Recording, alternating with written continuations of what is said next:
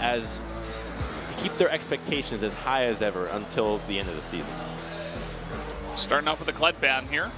Don't want to give that away to Linderong, it seems. And an Elise ban for the ROX Tigers. And it's rare that we see the Kled coming out in the first rotation ban, and teams have been catching on to that, and so we have seen more and more Kled being picked in the first 3 rotations to make sure that it doesn't get banned away in that second rotation. So Longzhu catching on to the draft meta that has been developing here, and they will also take away the Caitlyn, which was a pick that the ROX Tigers prioritized heavily in their match against BBQ Olivers, where they had Sangyun just pop off every single game. Fiora and Elise do get taken away, and we're hoping that Galio gets removed here. I know that BDD is not the guy that you would imagine you put Galio on. No, not like this. Come on. Not like this. We've seen it. Obviously, it's going to get like first this. pick. You could close your eyes and you know Galio's getting taken away. Yeah, I mean, it's, well, you know, jokes aside, it's definitely one of the strongest picks right now. It's the strongest pick. It is, you know, outside of Zach, I suppose. Oh, no. Galio trumps Zach by Zach not even close. Worse than Galio, yeah. Really? Oh, yeah. Galio helps right. every single member at all times at level 6. He brings teleport. He can lane. So not only do you have double global, you have a winning lane, and Zach can not only affect one lane, but eventually your itemization can help against him. Then you have champions like Thresh that can also just bop away his jump, as we saw KT last time they played, not today, but when they gave away the Zach, had no problems dealing with it. ROX able to pick up a couple of their favorite champions. They pick up a Thresh, the most picked support right now, as well as Mighty Bear's Graves. He's shown some great expertise on that champion. But at what cost? It's the cost of giving some of the most powerful picks away to Longzhu, as well as comfort.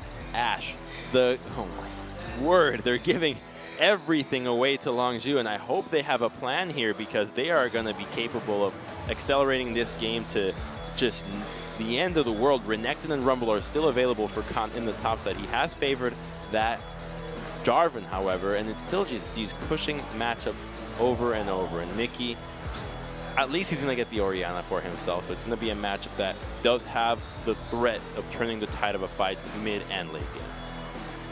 Said, show me Zed, and then Zed. Wow. No Zed today, though. I think this could be a top lane Galio. Could it be that the Mickey strategy was just give them away Galio on the off chance that Orianna. He can get? With Thresh taken away, Thresh jungle, Graves top. We're back in Season 5. The Braum does get removed. The pick has seen a surgence now that, again, the harass supports aren't that popular anymore, and then you have Galio when Braum in combination of the Ashe, and you can proc your stun quickly when your Ranger's focus. Your all-in is incredibly powerful when you consider Glacial Fissure on top of the arrow, and then your defensive moves are there. Ashe typically is one of the easiest AD carries to jump, but when you have Braum to protect her, it's a different story. Going to take another strong support away in Zyra. I think that was the second most picked support right now. Yep. Definitely a lot of focused and banned out pretty often, especially against teams such as KT or Samsung. You think about those star supports on both of those teams. And the Zyra ban makes sense when you commit also to denying the Thresh away from Gorilla, which was his most picked support, as taking a Zyra for the Longzhu lineup would mean that any chance of an engage that the Tigers might consider would be near impossible to pull off, on top of Stranglethorns and the massive AoE that is Heroic Entrance, and just the AoE abilities that both Ashe and Kha'Zix can bring with the Evolve W, which is typically the level 11 evolution that we see the Kha'Zix, and then Volley. And so instead they commit to a full-on late game. At least they have the opportunity of melting down tanks with Kog'Maw. However, I'm not hopeful for Kog'Maw versus Galio if Kog'Maw falls just slightly behind or doesn't complete an itemization that's capable of mauling down the impenetrable Debonair Galio that we see everybody rocking, and the Kog'Maw pick might just be a walk and pass it. What do you think about the Karma instead of the Lulu? We used to see, you know, Lulu being focused a lot more, but also Karma at times. Well, the Karma is going to be a bit safer than Lulu. I think in the laning phase, Lulu is more susceptible to dying to a Thresh hook or a flash play. However, by taking Karma, you ensure that your team can be sped up all over the place. Whereas Lulu can only help one target out, Karma allows everybody to get into the mix and retreat as well, which will help for the short-range engages that the ROX Tigers are packing between Kog'Maw and Orianna, who really rely on position. When you have that massive AoE Inspire to move your members around the map and avoid these abilities, it becomes an understandable pick that will have a lot of laning presence by pushing out the wave. You hit a Mantra Q on the backline and a volley, and that's the entire wave gone right from the get-go. So we do see our top lane picks for both of these teams. Rumble picked up last for Khan, and then ROX having their choice to counterpick that. They decide to go with the Jarvan. And Jarvan will offer the engage combo that you need on this ROX Tigers lineup. He is the most valuable prey, and now he's going to be on Ashe, so he can definitely get some MVP points this time around. But you're talking about the Jarvan and Orianna, where you have the combination that Longzhu debuted this season with Khan's Jarvan and BDD's Orianna, where they're able to have a great ball delivery system and go for some sick engages, but it can also be used defensively. It's important to note that you can use Cataclysm to create terrain for your Kog'Maw to escape, for your Orianna to feel safer in dealing out damage in this composition. So it's a good pick. It does answer back what this composition requires. However, they are going to be facing against an frightening lineup, to say the least, on the Longzhu side. I mean, you see Galio and you already shudder. You already tremble. At least I know that I do. I'm like, oh boy, here we go again. Not another Galio game. But, well, it was given up to Longzhu. They will have the Galio for BDD. We don't get to see Zed in the first game, at least. I hate to say it, but I feel like we always have to give the advantage to Galio these days, to the team that gets to lock away the most powerful champion in the game. So one last look at the lineups here. Curious to see how Khan's Rumble is. Haven't seen too much of that. And also, can they do the Cataclysm Shockwave? We'll see if that works out. Let's jump into game number 1 right now.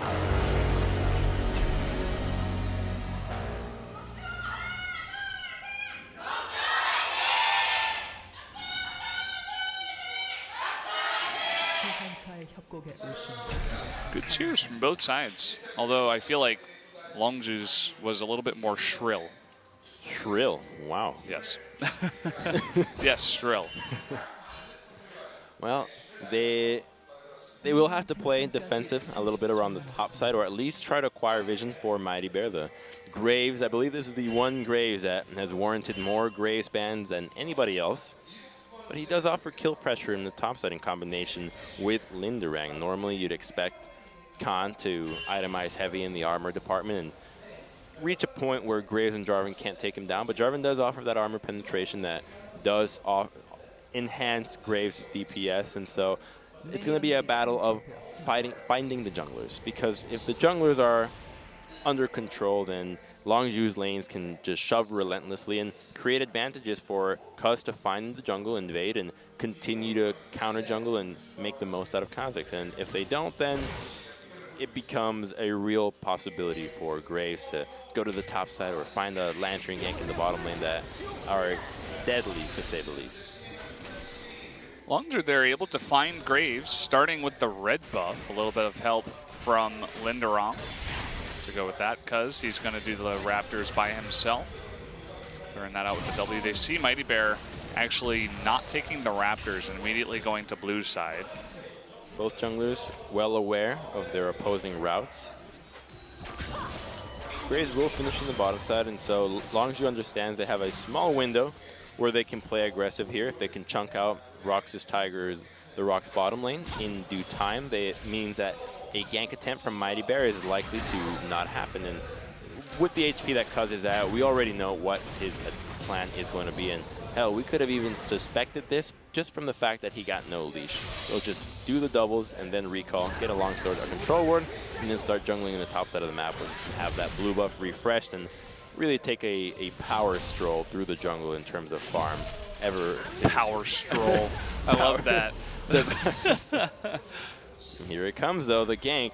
Longzhu knows this is coming. They know the route. Oh, Prey. Oh, Prey's checking it. The flash play into the setup with the death sentence. First blood to the Kog'Maw. Oh, boy. And Prey's having deja vu. This is exactly what happened in their game 1 against Jin Greenlands. They know what the jungler's route was. They had seen move to the one side of the map and rotate to the bottom side, but they failed to respect it, specifically Prey. He does the exact same mistake. Finds a Graves right into the brush, burns his heal. However, at least he saves his flash and burns keys in return. So the possibility of a second gank is unlikely, and we're going to take another look here. He just... Oh, base that check timing. As soon as it happens, and this is a great combo there from Thresh right as it happened. And I love the positioning from the smoke screen on Mighty Bear as well. As soon as he goes in, the play happens, Prey sitting in the smoke screen. And so you don't ever want to blow your flash in that position, as not only are you 100% dead, but you don't even know how you're dying. Just put the blindfold on, man. Makes it easier.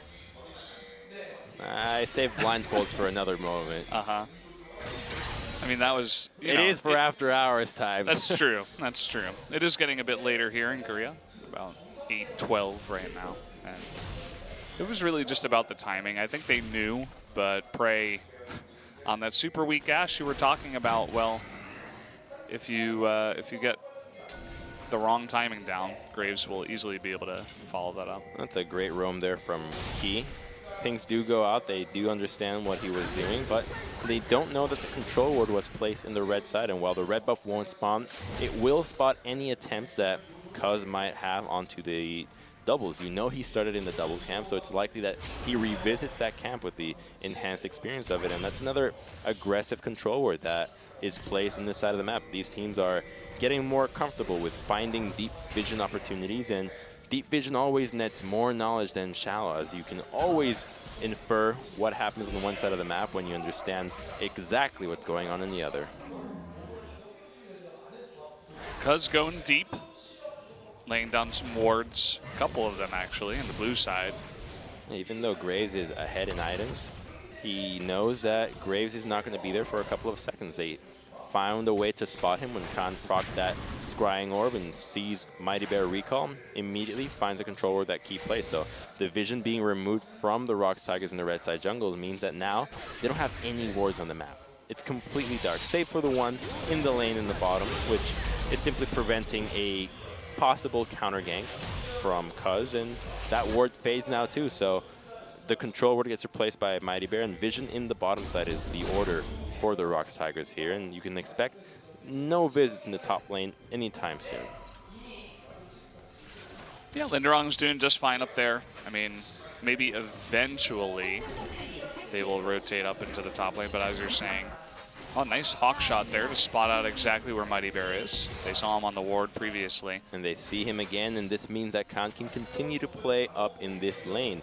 And there is not a lot of kill pressure because these two top laners haven't shopped. Typically, you'd see them base a little earlier than this, but they remain in lane, and they've been focusing on farming as their HP is high, and they still have potions in each other's pockets, and that means that they can, and this will only benefit Rumble, as he can continue to apply pressure, open up the map for the rest of Longzhu, and now Cuz is taking an opportunity to go into the blue side jungle, reapply vision. Yeah, look what they're going to do here, too. Yeah. Teleports up. They put that teleport ward down. You saw the assistance ping. And so that opens up a potential dive into the bot lane. Galio's level 6. We could see a similar dive that we saw at KT earlier on today. Galio is going to get spotted, however, and Rumble's equalizer would be more impactful than what Jarvan can bring to the table.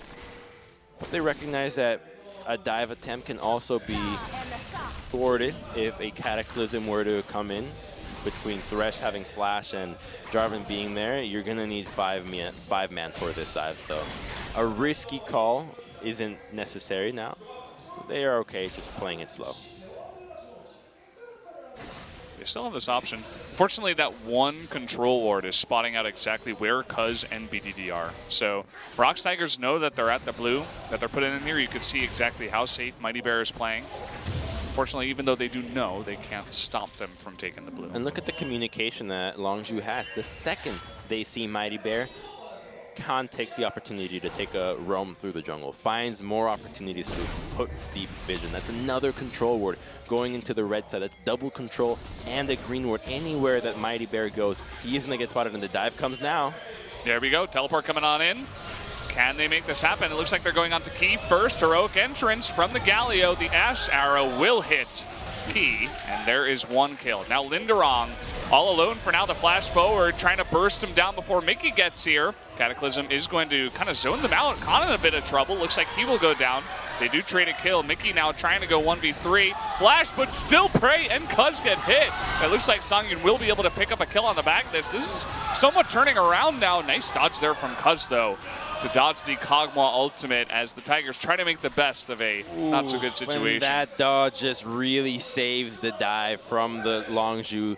An attempt that was read from a mile away from the ROX Tigers. They understood what was happening. Linderang had saved his TP exactly when Rumble could have used it as well. They saw the play coming and they reacted very well. Take a look at the way that Thresh plays this out. They spread themselves out, they wait for the Lantern, flashing in, and Kog'Maw lives right at the edge. And so now it looks like, okay, they committed 5 people for 1 person. That's not enough. Jarvan comes from the turret, but everybody else is collapsing. Here comes Orianna, and the great use of Cataclysm to buy time means that Orianna can get here. She can flash forward, and a little bit further up could have meant that Orianna would have secured the kill onto Ashe herself, and a little bit more damage might have also meant that Kha'Zix were to go down. So here comes every shot, and that last dodge from Kuz was beautiful. That would have surely gone to kill, and that would have been a 3-0 Kog'Maw. Also, Gorilla picking up the last kill with his Q onto Mickey, who got a little bit too close towards the end of that. Nice little snipe. Let Longzhu pick up another kill. And as a result of that, however, Thresh gets to be the one first on the map and finds a lot of vision in the red side of Longzhu, and now an attempt on the bottom lane is unlikely. We see Mighty Bear invading this time around. There is no heroic entrance, so what are they going to do to exploit this timing window? Looks like they have their eyes set on Cuz in this red buff. There is a shockwave that's going to be available from Mickey. They're going around. Okay, they're going to take this one slow. Coming in now, it is going to be smited away by Cuz, who leaps away from the shockwave. Good play by him to get out of there. And the close call, but now Rumble has the inside track into the mid lane. They're going to be able to zone out Orianna from a bit of this wave. Not much happened, so Longzhu play quite well, and the vision starts getting cleared out. So the attempt on the red buff was the only thing that ROX Tigers were looking for, and they know that Kha'Zix is at least in this area, but there's not much they can do about it. Going topside is difficult, to say the least, now that there's a Tiamat coming on into the Jarvan, and he's going to start building possibly that Phage towards that Black Cleaver, but the Rumble already has his Tabis in. When you have Tabis against 2 auto attackers, even though it's nerfed, and then you have Shield and the Equalizer, he's so tanky. He respects it. Yeah. Looks like Linderong just wants to farm a little bit more. You can see that he was able to get ahead in the farm as Rumble was pathing his way towards mid. So nice little advantage they gained for themselves there. Down on the bot lane, it looks like it's all even up. As you can see, a lot of that that CS goes over to Thresh, who's helping spread that gold out for the bot lane. So definitely very even down here in the bot lane still. I believe the numbers of that also get applied from Thresh onto the AD carry, though. Mm-hmm. Exactly.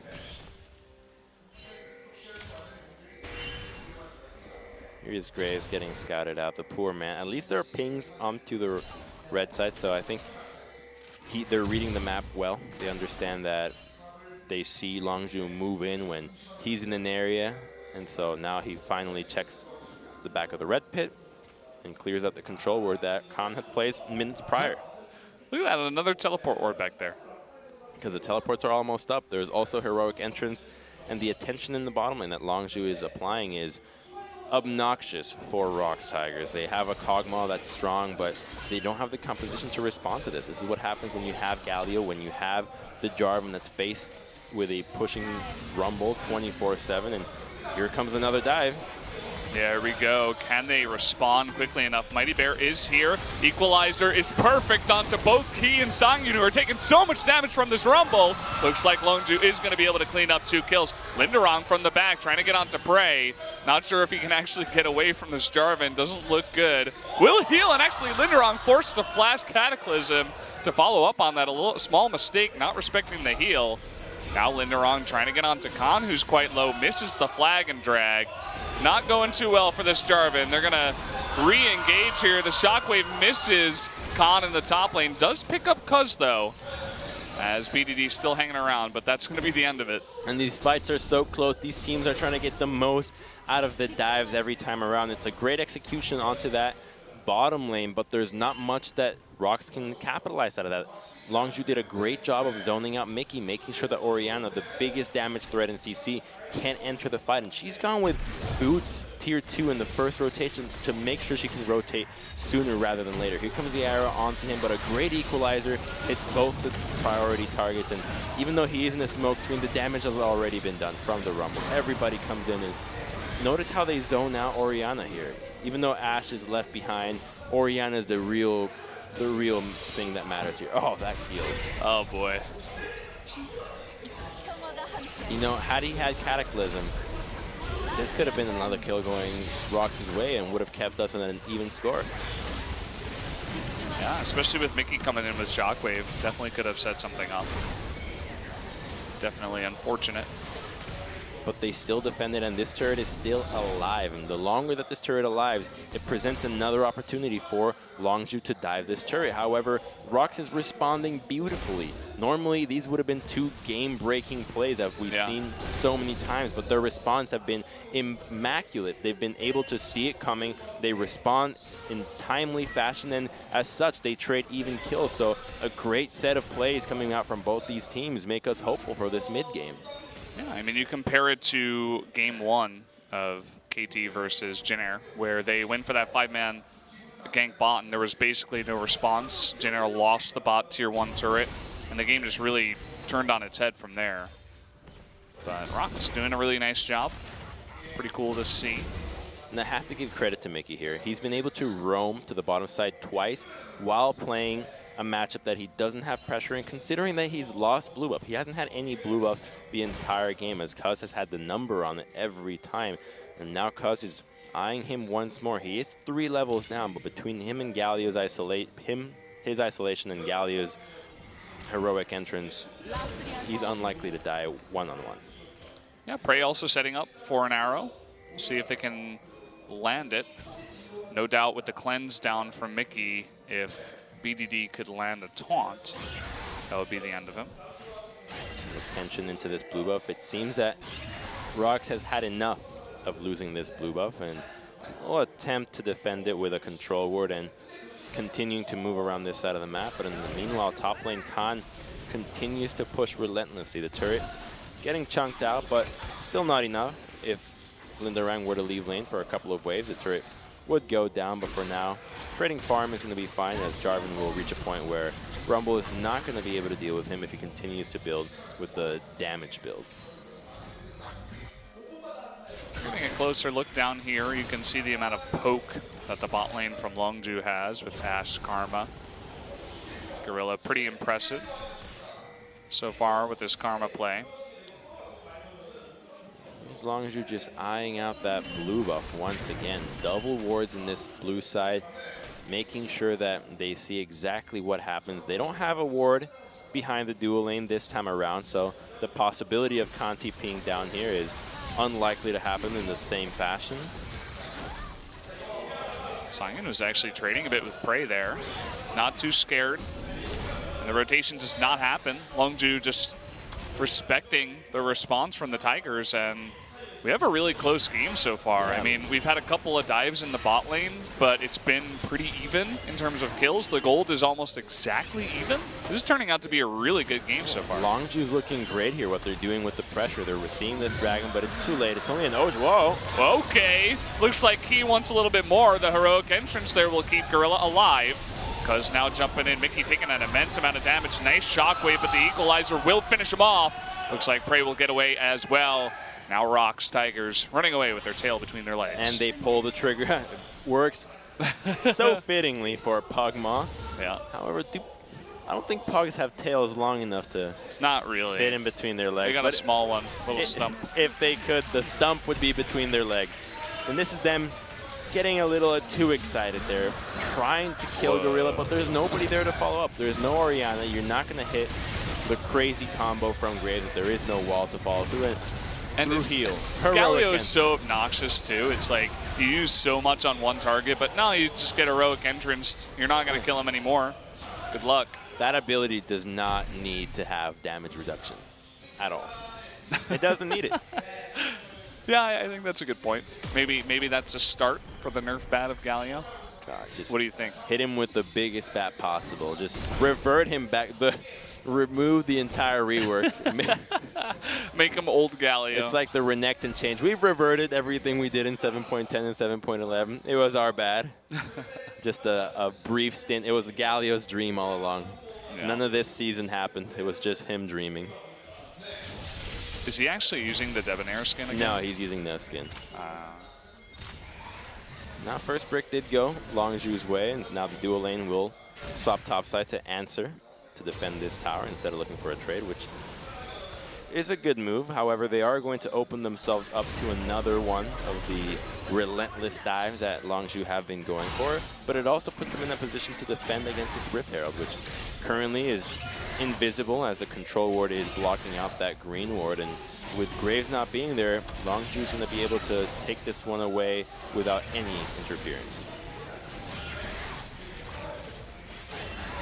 Well, this very strong objective. That was blind. Yeah, that was blind. That was pretty close. Would you say that it's easier to take the Baron and the Rift Herald on blue side? Yeah. Oh, yeah. So, do you think with the strength of Rift Herald going up, blue side got even stronger? I know where you're going with this. Yeah, absolutely. Blue side's been broken, or been the favorable side in League of Legends pretty much forever. But now it got even stronger. Yeah. Because Rift Herald is even stronger. Yes. I feel like, have we seen a red team take Rift Herald today? I think we have. Not today. I think KT might have attempted it, but they were in a stage in the game where it was already too late. Maybe they didn't even have it. But yes, taking Herald on blue side is considerably easier. And now this objective, they can just use it into the mid lane. I know that Orianna is likely to try to defend this one with her live, but the turret is not healthy enough. Oh, they're going on to P here, taking a crazy amount of damage. Heroic entrance coming in too. Sangyun forced to flash that. And here comes BDD. They're going all in on the Kog'Maw. That's 2 easy kills picked up now for Longzhu. How many times will heroic entrance just save somebody's life? I'm glad you've joined me on the Galio hype train, yeah, too. You know, at first I was like, hey, this is cool. Now they're going to use the isolation damage from Kha'Zix. They just barely scout out the ward as the control ward had been cleared. There is no smite on Mighty Bear. It will come up within the next maybe 5 seconds. So if they burst this down, they have a chance. It's going to be back up, though, so a 50-50. He goes too early. Way too early. Forced to flash out. Equalizer comes down, and there it is. The Shockwave tries to get it. Mickey's life is saved with the Lantern. Linderong awkwardly comes in like, hey, guys, what's going on? Oh, you guys got Baron? That sucks. That was so early, and they still have, here's the Herald. There she is. But now they don't need to use it into the mid lane. They have Baron, and Orianna is not in a stage where she can clear definitively, and neither is Kog'Maw. Yeah. Is there a world where the Tigers hang on for long enough and they get Kog'Maw to just a ridiculous part, or have we passed by that? Is Galio getting too same world where this is a dream and Galio's rework never happened. Yeah, maybe if Galio wasn't in the game. Yeah, here it is, heroic entrance, and then flashes into Kog'Maw, but there's no chance of counterplay. We were looking at it, okay, what can they do? Well, when you pick somebody off, you have to account for the tankiest member with the largest CC to also be there and have a massive AoE splash that also happens to be a knockup. Imagine if Shen Taunt had a knockup when it appeared. Like when Shen appeared, it had an AoE knockup. Knock up like 4 members. The same size of Maokai Ultimate. He would not be a ninja. He'd be a sumo wrestler. Well, that'd be Galio, right? He'd be a gargoyle. Yeah, you better hope you don't get hit by a heroic entrance, because then you're getting taunted, you're getting knocked up. Your life is just over at that point.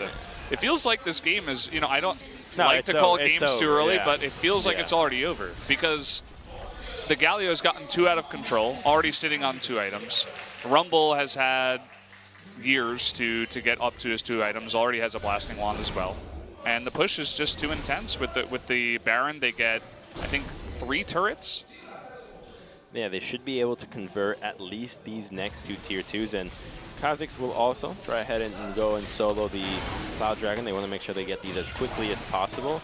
They do recognize that there is a lot of stalling power on the side of ROX, especially when the Baron is to go down. So securing the dragons early means that they are opened up to getting more important dragons later on that can help closing out, such as Infernal or the Mountain.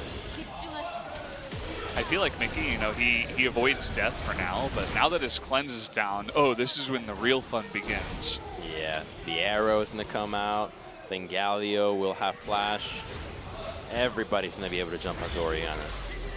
Yeah, and we do have the Kog'Maw, who's desperately trying to get some items. He does have the Blade of the Rune King, but how are you ever going to fit in QSS into your build? Blade of the Rune King. How are you ever going to get QSS when you're this far behind? Oh, right? you never get QSS here. But like, if you get taunted or anything, you're dead. The rush, yeah, that's the risk of, and that's the difficulty of playing from behind. The rush of playing Kog'Maw.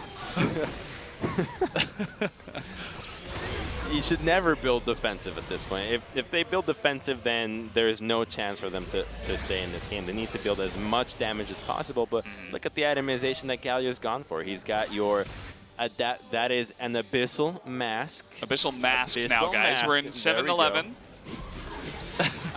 A whole bunch of new items are being sold tonight. But he's got the Frozen Heart, so he slows down the attack speed of the Kog'Maw. But he also slows down Jarvan's and Graves. And that means that Graves' reloading is going to be even slower. So the damage that this guy deals is non-existent. Yeah, nice chunk of cooldown reduction, too, for the Galio, just to make him even more obnoxious. Gargoyle Stone Plate on the way. Also, for some reason, Taunt diminishes his own damage taken. Does it really? Yeah.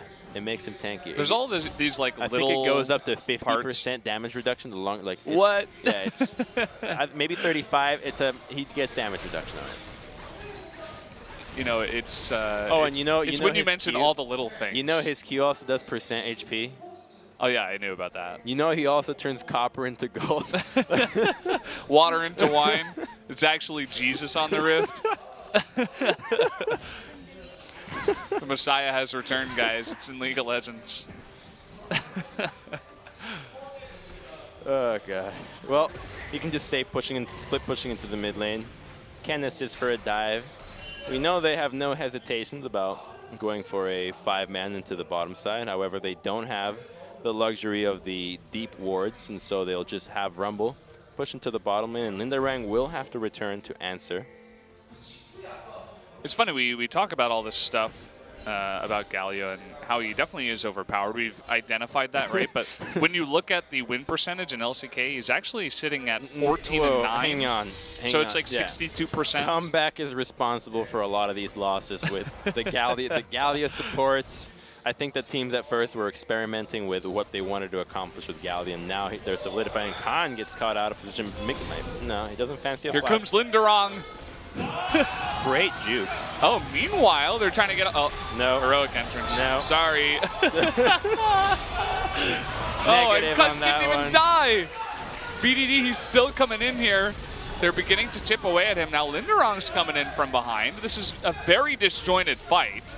Finally, the TP coming in from Mumble. That's what they were missing. Equalizer, will it get used? No, it looks like ROX really going to respect that. They're trying to make the best of a pretty terrible situation, and they don't even get a kill. Close attempt, nasty equalizer. Yeah, really nasty. The flash taunt. No lantern save for you. Mighty Bear is going to be jumped on here from Cuz. He actually blocking the volley. but he will eventually go down here. Linderong still on the run. Longzhu, they're playing with their tiger food right now. Usually it's the Tigers doing that, but not tonight. We're actually talking about it. I think for $10,000 you can eat tiger in China. Well, Longzhu had to pay no money. Actually, they're slowly gaining money through that by making their chances at playoffs even better by taking down the Tigers. That's the life. Baron does come up in 15 seconds now, and they get to drop a little bit of vision, deny the camps in the red side as they prepare for the next major objective, and this Baron is just going to be all that's necessary. And this is an attempt onto Cuz, I believe. He opens up. Yeah, he tries to go on it, but here comes Heroic Entrance. It's like, oh, you caught him? No. No, you didn't. Nice arrow there from Prey, actually, to cut back on a lot of the damage that could have come out from Songyun. And he basically just gets CC'd until he dies from 100 to 0. That's what we were talking about. He can't afford a QSS at this moment, but he cannot get caught like that if he's not going to buy a QSS. He has Flash. He still has Flash. Also, just saying. I think Galio's ultimate is the largest AoE in the game. Bigger than Maokai? Oh, yeah. Definitely. I don't know. It's pretty close. No. I'm definitely sure it's bigger than Maokai's. Visually, it's ginormous. Humongous. It's very frightening. Colossal. They're not going to go for the Baron. They will just push out mid lane. They'll wait for the waves, and they have the inside track on mid lane. For some reason, Longzhu doesn't strike me as a team that's going to play the super safe, slow Baron take. I think you play anyways. You know there is a risk to losing a fight here and giving away a Baron. Yeah, so you don't want to get 4-man shockwaved. The thing is, you lose the Baron and you stall out for at least another 6 or 7 minutes, and that's just too much time to give to a Kog'Maw. They won't take a 50-50 steal, though. That would be unwise.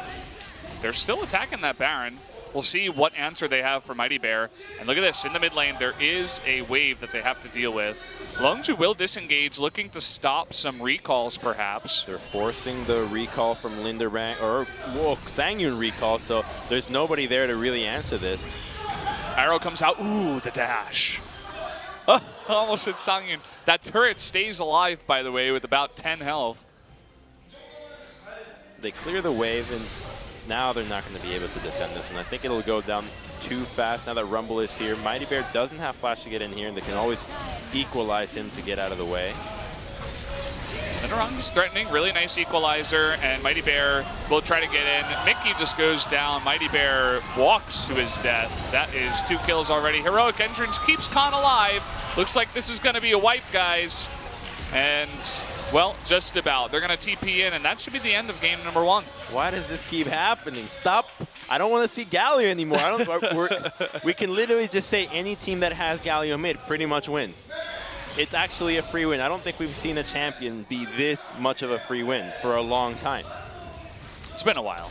The amount of swear words I want to be using to describe the feeling of seeing Galio is too many. Well, there it is, guys. Game number 1, easy peasy over to Longzhu. It was looking close in the beginning. It was looking lost close. at the draft.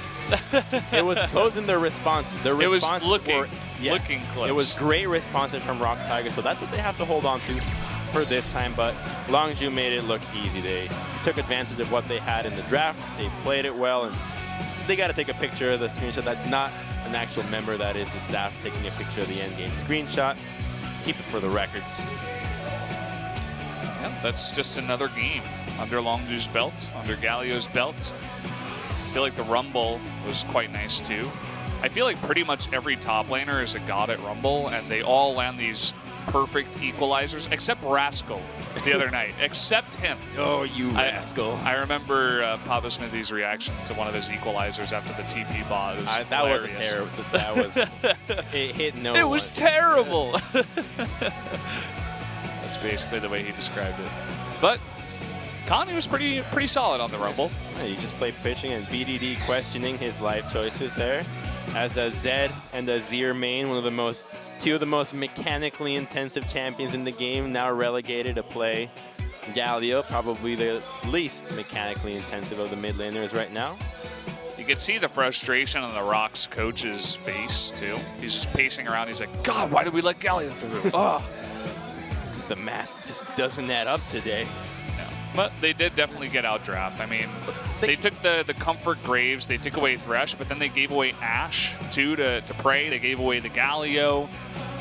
And Longzhu was the first team that actually, when Elise, Zac, and Lee Sin were out of the table, they clearly prioritized that Kha'Zix over any other champion. And when you have the pushing lanes as they did with the top lane and the mid lane that we have seen the meta develop into, they just never let go. And somehow, some way, Rumble lasted until after the second ban phase. I think they banned double support against Gorilla.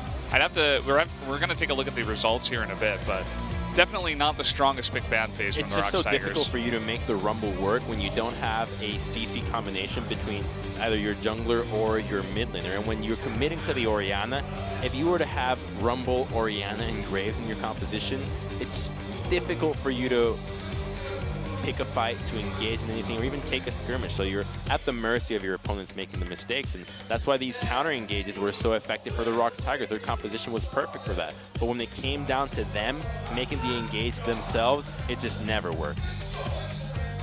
Korean commentators are going insane over that. Oh, the result screen tried to sneak its way into the replay screen. Yeah, it's not your turn yet. Wait your turn.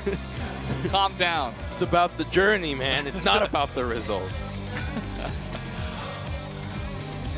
And yeah, I mean, there were a lot of close fights down here in bot, but eventually this was the play. This was exactly when they were looking to initiate, when they did not have the proper setup.